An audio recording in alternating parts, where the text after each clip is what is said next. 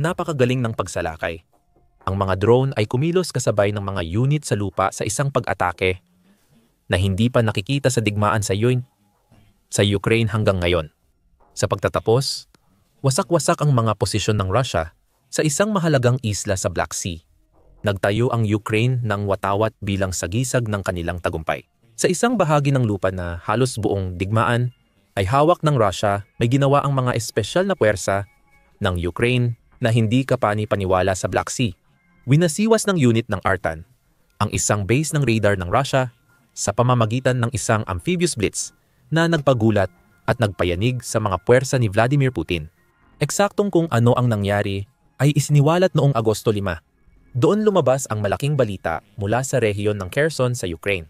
Ang rehiyong iyon na kinabibilangan ng unang lungsod ng Ukraine na bumagsak sa mga puwersa ni Putin ay naging isang larangan ng labanan mula nang salakay ng Russia ang Ukraine. Nabawi muli ang Kherson sa pamamagitan ng matagumpay na kontra-opensiba. Pero patuloy pa rin ang labanan habang patuloy na itinutulak ni Putin na sakupin ang buong oblast. Ang update noong Agosto 5 ay maaaring nagmula sa rehiyon ng Kherson. Ngunit hindi ito mismo mula sa Kherson. Sa halip, ang ginawa ng Ukraine ay naganap sa isang maliit na isla sa baybayin ng Kherson na ginagamit ng Russia upang pigilan ang mga pagsisikap ng Ukraine sa Dagat Itim. Ang lokasyon ng pag-atake ay sa Dendrivska Spit na isang maliit na bahagi ng lupa sa silangan ng Kherson. Bagamat malapit ito sa teritoryong okupado ng Russia, kaya't nagawang kontrolin ito ng mga puwersa ni Putin sa halos buong panahon ng digmaan. Tinarget ng Ukraine ang radar hub ng Russia sa isla na nagbibigay daan upang mabantayan nito ang lahat, mula sa mga seaborne drone ng Ukraine hanggang sa mga pag-atake nito mula sa himpapawid.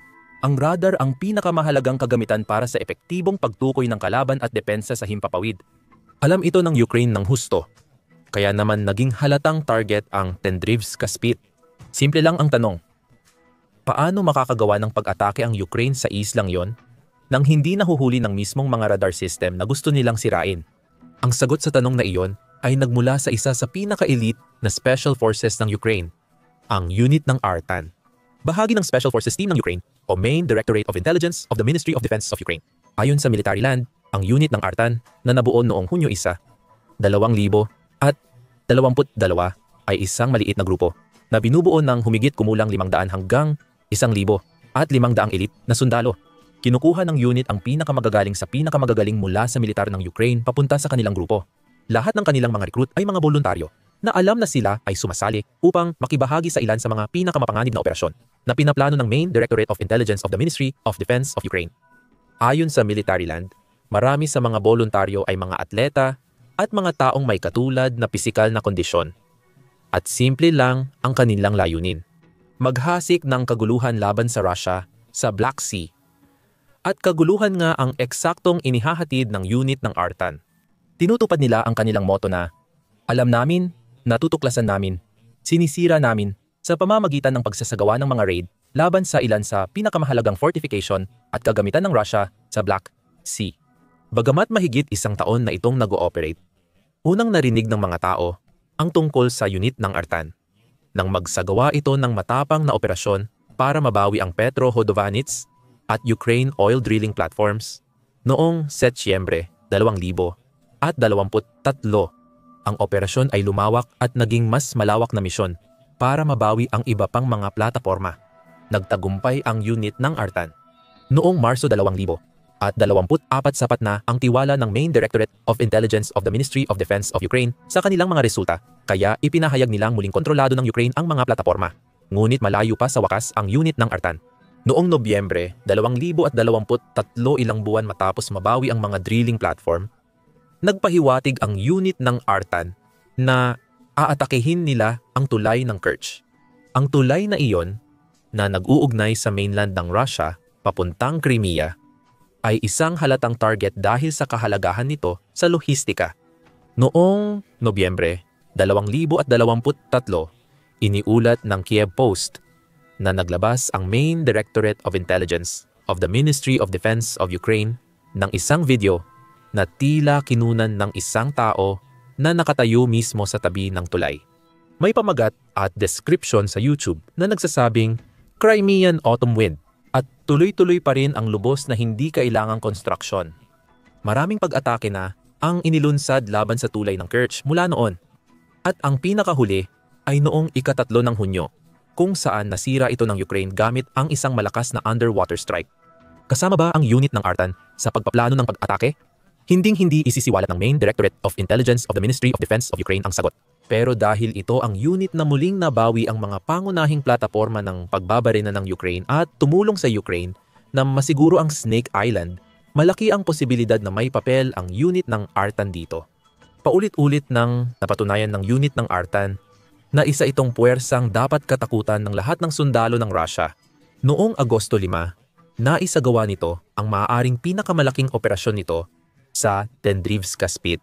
Ang Euromaidan Press ang nagbigay ng mga detalye. Nagsimula ang operasyon sa paglalayag ng mga sundalo ng Artan unit papunta sa Spit gamit ang mga rubber boat. Hindi ito mga karaniwang bangka. Bawat bangka ay may kargang mga radar na nagbibigay kakayahan nitong matukoy ang mga paparating na banta. May dala rin silang mga electronic warfare system na maaaring ginamit ng unit ng Artan upang i-jam ang mga radar ng Russia habang papalapit sila sa Tendrivska Spit. At kung sakaling may mangyaring masama, bago lumapag ang mga sundalo, may dala ring malalaking machine gun ang mga bangka na maaaring gamitin ng unit para magbigay ng covering fire habang mabilis silang umatras. Sa bandang huli, hindi na kinailangan ang mga baril na iyon. Hindi nakita ng mga puwersa ng Rusya sa Tendrivska Spit ang unit ni Artan. Kaya nagawa nitong isampa sa dalampasigan ang kanilang mga rubber boat. Bumaba ang mga sundalo at naglakad papasok sa isla. Nadaanan nila ang ilang mga coastal fortification at bunker ng Rusya. Lahat ay iniwan na. Mukhang naging kampante na ang mga puwersa ni Putin. Maaaring nagsilbing unang linya ng depensa laban sa unit ng Artan ang mga fortification na ito. Sa halip, walang laman at walang silbi ang mga ito. Ibig sabihin, halos iniwang bukas ng Russia ang pintuan para sa pag-atake ng Ukraine. Tuwang-tuwa ang unit ng Artan na pumasok sa pintuang iyon. Naglaan muna ng oras ang unit para makapwesto bago ito huminto. Ang susunod na gawain ay ang maghintay. Ang susunod na gagawin ay kailangang isagawa sa ilalim ng takip ng gabi upang matiyak na magiging matagumpay ang paparating na pananambang. Muli, handa na ang unit habang bumalot ang dilim ng gabi sa kalangitan. Isa-isang isinusuot ng bawat miyembro ng Coastal Assault Team ang kanilang night vision goggles. Maya-maya, nagsimula silang sumusulong at nakita ang kanilang mga target. Dumating ang unit ni Artan sa Tendrivska Spit dahil kailangan nilang sirain ang dalawang mahalagang kagamitan ng mga Ruso. Isang ROSA radar system na nagpapahintulot sa Russia na subaybayan ang lahat ng aktibidad ng Ukraine sa paligid ng baybayin ng Kherson at sa mas malawak na rehiyon ng Black Sea. At ang Zone Electronic Warfare System na nagpoprotekta sa radar mula sa himpapawid ng Ukraine. Ang Zone System ang unang bumagsak na nag-iwan sa ROSA radar na walang proteksyon. Habang nangyayari ito, ang mga drone operator mula sa unit ng Artan ay nagpapalipad ng first-person view or first-person view drones sa paligid ng Tendrivska Spit. At ang mga kuha nilang video ay nagbibigay ng live na impormasyon sa mga sundalo sa lupa. Kung susubukan ng Russia na maglunsad ng kontra-atake, malalaman ito ng unit ng Artan. Dahil sa mga drone na iyon, nagawa ng unit na linisin ang ilang posisyon ng Russia sa maliit na isla bago nila tuluyang napatumba ang kanilang pangunahing target. Nasunog ang ROSA radar system.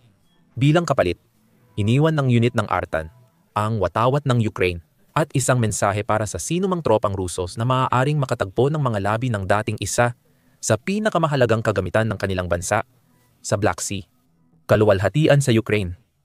Ang lahat ng ito ay kahanga-hanga kahit mag-isa lang. Ngunit sa mga sumunod na araw matapos ang matagumpay na pag-atake ng unit ni Artan, mas marami pang detalye ang lumabas. Ipinakita ng mga detalyeng iyon na ang pag-atake sa Tendrivska Spit ay hindi isang mutadisang hiwalay na insidente. Ang unit ng Artan at Main Directorate of Intelligence of the Ministry of Defense of Ukraine ay pinaplano na ito ng ilang linggo, marahil pati na rin ng ilang buwan. At isang serye ng mga pag-atake bago ang paglapag sa isla ang nagbukas ng pinto para maging posible ang lahat ng ito. Bago pa man makalapit ang mga rubber boat ng Ukraine sa baybayin ng Tendrivska Spit, tinatarget na ng Ukraine ang mga radar emplacement sa paligid ng isla. Maaaring ituring ang mga emplacement na ito bilang mga amplifier para sa pangunahing radar system na gustong sirain ng unit ni Artan. Bawat isa ay nagbibigay sa Russia ng mas malawak na tanaw kung ano ang ginagawa ng Ukraine sa Black Sea. Sa pagtanggal ng mga ito isa-isa, unti-unting napipikit ng Ukraine ang mga mata ng Russia sa mga plano nitong gawin. Iyan ang dahilan kung bakit walang sumalubong sa mga tropa ng Artan unit nang sila ay mag-deploy sa Tendrivska Spit. At ang pagtanggal sa mga emplacements na yon ay mas madali kaysa sa inaasahan ni Putin. Ang pangunahing issue sa lahat ng emplacement na ito ay ang kanilang lokasyon. Ang bawat isa ay inilagay sa isang makitid na piraso ng lupa na bahagya lamang nakakonekta sa mainland ng Ukraine o sa maraming pagkakataon ay isang maliit na isla na hiwalay sa sarili nito. Ang kakulangan ng koneksyon ay nangangahulugan na kailangang gumamit ng mga bangka ang mga tropa ng Rusya para marating at mapanatiling may supply ang mga outpost at fuse station doon. Ang mga ganitong uri ng pagkaantala ay pabor sa unit ni Artan. Ayon sa Euromaidan Press, sa mga linggo bago ang pag-atake sa Tendrivska Spit, ginamit ng unit ni Artan ang mga first-person view drone para atakihin ang mga gusali sa mga outpost na ito na ginagamit ng mga sundalo ng Rusya bilang barracks. Bawat nawasak na outpost ay nasa ruta na balak tahakin ng unit ni Artan papunta sa Spit. Nangangahulugan itong bumubuo ng isang koridor na magbibigay sa kanila ng ligtas na ruta patungo sa kanilang pinakahuling destinasyon. Gumamit ang Ukraine ng mga drone para atakihin ang mga supply ship na naglalayag papunta sa mga outpost, kaya hindi mapapalitan ang mga tropa at ang sitwasyon sa bawat isa ay lalong lumalala araw-araw. Maaaring isipin ng isa na mapapansin ng Rusya ang pattern na lumilitaw. Oo, maaaring ituring na isang hiwalay na pag-atake ang isang strike laban sa isang outpost. Pero kung sunod-sunod na ilan sa isang tiyak na ruta, dapat ay nahalata na nila ang laro. Mali ang ganong palagay. Hindi man lang nagduda ang Russia. Bahagi na rin dahil alam nitong bawat isa sa mga outpost na ito ay mahina laban sa uri ng pag-atake na inilulunsad ng unit ng Artan. Tinuring nilang katanggap-tanggap ang kanilang mga pagkalugi ayon sa Euromaidan Press. Sa huli, marami pang natitirang outpost ang Russia na hindi naubos ng Ukraine. Ang hindi napansin ng Rusya ay yung mga outpost na iniwan ng Ukraine ay yung mga hindi makakapagbigay alam sa mga tropa ng Rusya tungkol sa mga rubber boat na papunta sa Tendrivska Spit. Ang malinaw sa lahat ng ito ay ang pangunahing pagkakaiba ng paraan ni Putin sa digmaang sinimulan niya at ng paraan ng Ukraine. Si Putin ay puro dahas lang. Nakakakuha lang ng teritoryo ng Ukraine ang Russia dahil si Putin ay lumikha ng isang makinang kumakain ng buhay na sundalo na umaandar sa isang simpleng estratehiya. Durugin ang Ukraine gamit ang dami ng tao at sa huli, ang Russia ang mananaig. Posibleng mangyari iyon sa huli. Pero iyon din ang dahilan kung bakit maraming nalugi o namatay sa panig ng Russia sa digmaang ito. Ayon sa Ministry ng Pananalapi ng Ukraine, mahigit 100 at 6 na milyong kaswalti na ang naranasan ng Russia mula nang ilunsad ni Putin ang kanyang pananakop. Nawalan na ang Russia ng mahigit 11,000 tangke, higit 23,000 na armadong sasakyang pandigma at 10,000 artillery system. Lahat ng ito ay dahil ang tanging tunay na estratehiya ni Putin ay umasa sa mas maraming bilang ng Russia para matapos ang trabaho. Ang kakulangan sa taktika na iyan ay umaabot hanggang sa depensa ng Russia sa mga teritoryong sinakop nila. At ang Tendrivska Spit ang perpektong halimbawa. Ang mga sundalo ng Russia ay nagiging kampante o kaya'y itinutulak sa unahan ng labanan. At ang mga naiiwan ay kadalasang sobrang pagod na hindi na nila kayang magtayo ng maayos na depensa. Nagkakaroon ng mga puwang at napapansin ito ng Ukraine at sa tamang pagpaplano, nakakamit nila ang malalaking tagumpay habang mas kaunti ang nalulugi nilang mga tropa. O sa kaso ng Tendrivska Spit, wala ni isa man. Sa kabilang banda, ipinapakita ng trabaho ng unit ng Artan na ang pagpaplano ang nasa puso ng lahat ng ginagawa ng Ukraine kapag kinakalaban ang Russia. Ang pagkuha sa Tendrivska Spit ay inabot ng ilang linggo ng trabaho at kinailangan ang pagsira ng mga outpost na tila hindi man lang napansin ng Russia na ganoon pala kahalaga. Ang napakagaling na estratehiyang inisip ng Ukraine ay hindi lang nagdulot ng milyong-milyong dolyar na pagkalugi sa kagamitan ng Russia, kundi pati na rin ng hindi maliit na bilang ng mga sundalo nito. Pero iniwan din nitong bulag ang Russia sa isang mahalagang bahagi ng Black Sea. Ito ang nagpapakita kung ano ang epekto ng pag-ataking ito sa kinabukasan ng digmaan sa Ukraine. Ang matapang na pagsalakay ng Ukraine sa pamamagitan ng dagat ay nangangahulugan ng mas maraming posibleng operasyon ngayon sa Black Sea. Ngayon, alam na ng Ukraine na kaya nitong tamaan ang mga radar outpost ng Russia nang hindi sapat ang tugon ng mga tropa ni Putin. Ibig sabihin, magsisimula na itong gumawa ng mas maraming ruta sa Black Sea na magdadala rito sa mahahalagang target. Kakagawa silang ng Artan unit ng isang plano at malamang nasusundan ito ng Ukraine para sa mga susunod na pag-atake. Lahat ng ito ay para sa pangunahing layunin ng Ukraine, ang makontrol ang Black Sea. Hindi nahihiya ang Ukraine na gawing publiko ang layuning ito. Noong Marso, nakausap ng The Guardian ang kapitan ng isa sa maraming patrol boat ng Ukraine sa dagat, na nagngangalang Alexander. Nagbigay ng simpleng mensahe ang kapitan ng patrol boat na iyon. Narito kami para pigilan ang mga Ruso na sakupin ang Black Sea. Bagamat hindi kayang gawin ng mga patrol boat ang trabahong iyon dahil kulang sila sa firepower, nagbibigay naman ito ng kakayahan sa Ukraine na magkaroon ng presensya sa Black Sea. Ang mga impormasyong nakakalap nila ay malamang na sumusuporta sa mga operasyon tulad ng ginawa ng unit ng Artan. Ang mga operasyong ito ay unti-unting binabawi ang Black Sea mula sa pagkakawak ng Russia. At ang ganitong uri ng trabaho ang responsable sa lumalaking kontrol na iyon. Noong Hunyo, iniulat ng Atlantic Council na winasak ng Ukraine ang 2 Russian fighter jets sa ibabaw ng Black Sea gamit ang sea-based drones, isang tagumpay sa dagat. Ang ganitong pag-atake ay imposible sana ilang taon na ang nakalipas. Ngunit ang mga pag-atake ng Ukraine sa mga radar at himpilan ng Russia sa Black Sea ay nagbibigay daan para mas malaya silang kumilos sa daluyan ng tubig. Iyan ang kontrol. Bawat piraso nito na nakukuha ng Ukraine ay ginagamit para mas tamaan ang Russia. Hindi ganito dapat ang mangyari para kay Putin. Nang inilunsad niya ang kanyang pananakop, kampante si Putin na ang kinatatakutang Black Sea Fleet lang ang kailangan niya para kontrolin ang Black Sea. Siyempre, ang Ukraine ay may mga patrol boat lang at ilang barkong pandigma na may mina. Hindi man kayang tapatan ng mga barko ang mga pandigmang barko ni Putin, hindi naman nila ito kailangang gawin. Patuloy ang pag-unlad ng drone warfare ng Ukraine. At nakatanggap sila ng makapangyarihang mga misil mula sa mga kaalyadong bansa sa kanluran. Nagsimula na rin ang mga pag-atake sa mga barko ng Russia. Sinira nila ang 1/3 ng Black Sea Fleet, na napilitan ang Russia na bawiin ang natitira nilang fleet. Inilayo ito mula sa pag-atake ng Ukraine, na lalong nagpahina sa posisyon ng Russia sa Black Sea. Dahil wala na ang fleet, mas marami pang bahagi ng dagat ang nagamit ng Ukraine, na nagbukas ng mga bagong oportunidad para pabagsakin ang malalaking target. Magiging posible kaya ang operasyon sa Tendrivska Spit kung ginagawa ng Black Sea Fleet ang tungkulin nito? Mukhang malabo, pero hindi na mahalaga ang fleet na yon ngayon. At ang Spit ay isa lang sa maraming naging biktima ng katotohanan iyon. Isa rin itong magandang halimbawa na hindi nagpapakakampante ang Ukraine sa mga nagawa nito. Ayaw nito ng bahagyang kontrol lang sa Black Sea.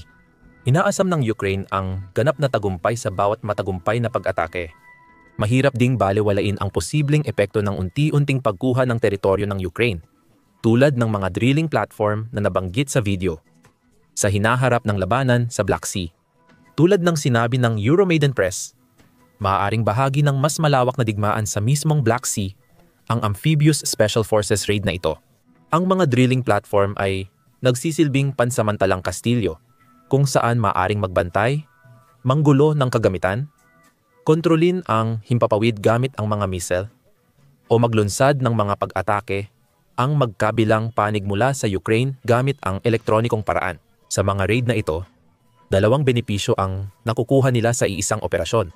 Una, natatanggal nito ang mga air defense system ng Russia o radar na sumusuporta rito.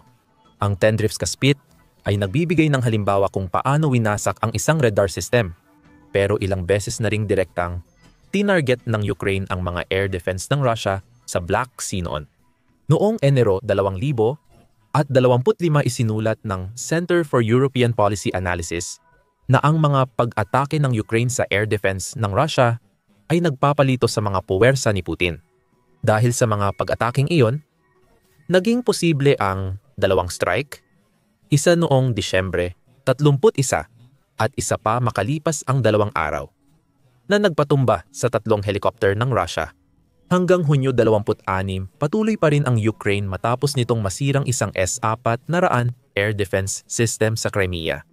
Ang bawat nasisirang air defense system ay nagbibigay daan para sa karagdagang pag-atake sa mga base ng Russia sa Black Sea. At iyan ang nagdadala sa pangalawang benepisyo. Sa mga pagkakataon na mabawi ng Ukraine ang mga base na iyon, may pagkakataon itong magtayo ng sarili nitong mga air defense. Iyan ang punto na sinasabi ng Euromaidan Press. Kasama ng mga air defense na iyon, ang mas malaking kontrol, pati na rin ang kakayahang pigilan ang Russia sa paglulunsad ng mga kontra-atake.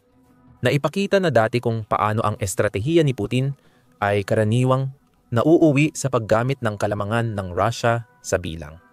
Maaaring gumana iyon sa lupa, pero mas mahirap sa dagat, lalo na kapag umatras ang kanyang Black Sea Fleet.